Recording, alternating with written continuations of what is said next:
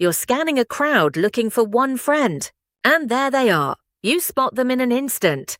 But you didn't do it by memorizing their exact face. You spotted what makes them different from everyone around them. That same versus different instinct is one of the most powerful ways to learn anything. And you can teach a machine the very same trick. Take a photo of a cat and the words, a tabby cat. To us, those are obviously the same thing. But a computer never sees a cat. It only ever sees numbers. The picture becomes a grid of color values. The words become a list of index numbers.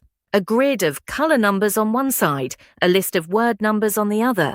Nothing about them looks alike. So how could a machine ever learn that these two mean the same thing? To encode an image, start with the picture itself. Here, our cat.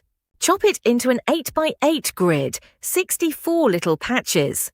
Turn each patch into a feature vector, a short list of numbers describing what's in it. Together, they form the first feature map. Then hand that off to the encoder to downsample and then apply self-attention. On the image side, we pick up from that first feature map, the 8x8 patchified image. Slide a filter across and step it down to 4x4. Fewer positions, but more channels, more meaning packed into each. Downsample once more to a 2x2 map with 3 channels. Flatten those 4 positions into 4 patch tokens, each a 3-number vector. Add a positional embedding so each token remembers which patch it came from. Then self-attention. Every token projects a query, a key, and a value. Score them 4x4, soften into weights, and mix the values together. Finally, average the 4 token vectors into one.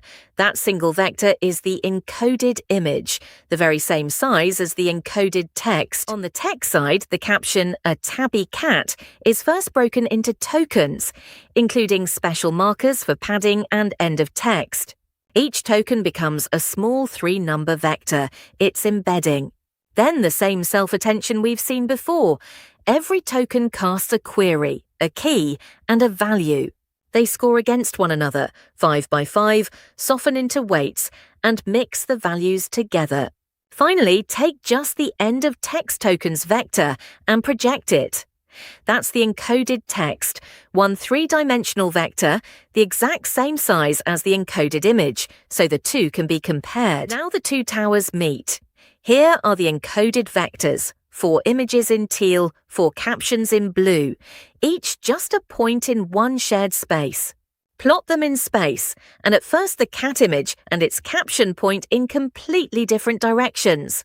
Take every image against every caption and measure their cosine similarity, an n×n grid of scores. We want the diagonal, every image with its own caption. The cat cell is image 1 with a tabby cat. Everything off the diagonal is a mismatch.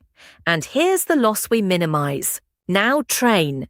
Pull each image toward its own caption and push it away from all the others.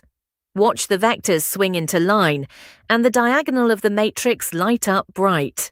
The cat image and a tabby cat now point the very same way, matched on the diagonal.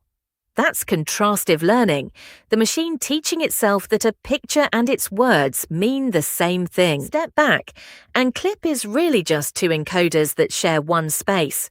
The cat image runs through the image encoder and comes out as a teal vector. And the caption runs through the text encoder and comes out as a blue vector of the very same size. Then compare the two with a single number, their cosine similarity, and that drives the clip loss. Matched image and caption pairs are pushed toward high similarity, mismatched pairs toward low. Do that across millions of pairs, and the 2 spaces line up.